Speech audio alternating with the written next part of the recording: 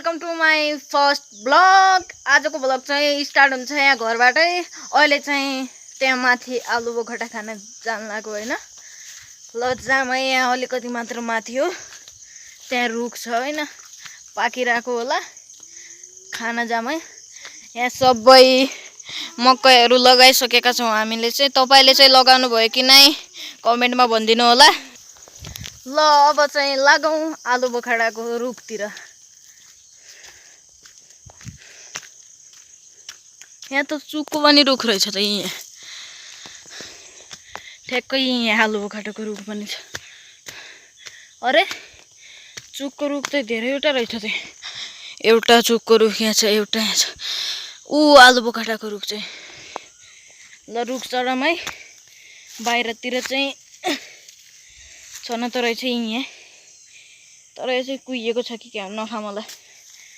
बाहिर झरेको के खानु। ल सरासर अब चाहिँ रुखमा चढौँ, त्यसपछि मै पाकेको छ कि छैन माथितिर होला।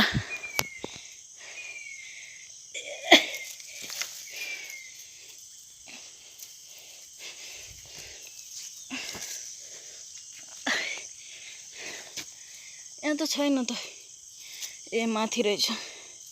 यहाँ तलतिर पनि छ। यहाँ चाहिँ सुकेको रहेछ है आगा।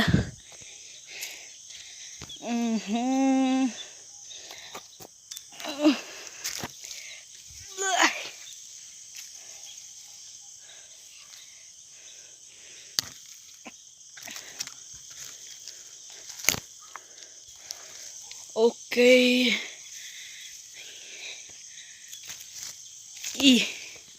यहाँ चाहिँ पातहरू रहेछ क्या। यहाँ चाहिँ आलु बोखडाको दाना यहाँ चाहिँ पुरै पाकिसक्यो। त्यहाँ पलतिर पनि छ। यहाँ पाकिसकेको छ। ल यसलाई खामै, कस्तो हुन्छ खै। मिठो छ गाइज।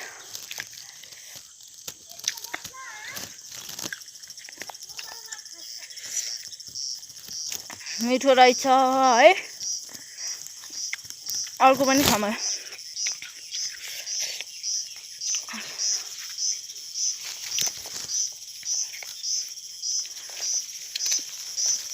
पहिले चाहिँ धेरै थियो, अहिले चाहिँ सिद्धा रहेछ कि अन्तिम अन्तिमतिर हो, त्यसैले धेरै छैन। ल अब यो पनि खाइदिउँ।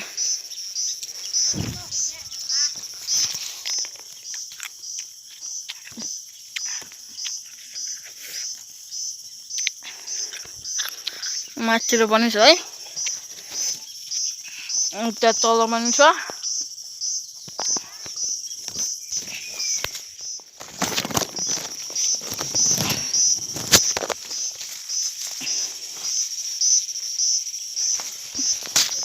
ल गाइज अहिले चाहिँ यहाँ रुखबाट चाहिँ बाहिर झरिसक्यो होइन। अब यहाँ दुईटा दानाहरू छ, लगेर त्यहाँ मम्मीलाई दिउँ होला है यो दुईटा दाना चाहिँ। बाँकी चाहिँ मैले रुखमै खाइसकेँ है। यहाँ आरुहरू पनि पाक्दै रहेछ।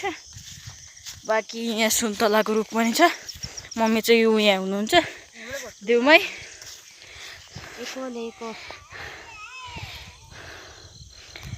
मम्मीले चाहिँ एक दाना मात्रै खानुभयो, अर्को दाना चाहिँ मलाई नै दिनुभयो है।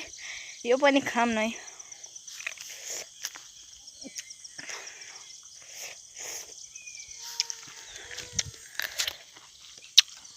यहाँबाट हेर्नु न खेतहरूको भ्यू, पुरै मकै नै मकै छ तलसम्म।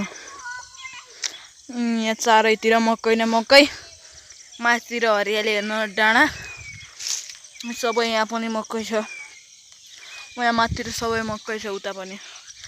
यहाँ माथितिर मात्रै अलिकति जङ्गल हो है। ल गाइज हामी चाहिँ मकै गोड्नलाई आएको हो। अब चाहिँ गएर मलाई मकै। ल गाइज अहिले चाहिँ यहाँ मकै गोड्नलाई आट्यो होइन। ल गोरमै मकै।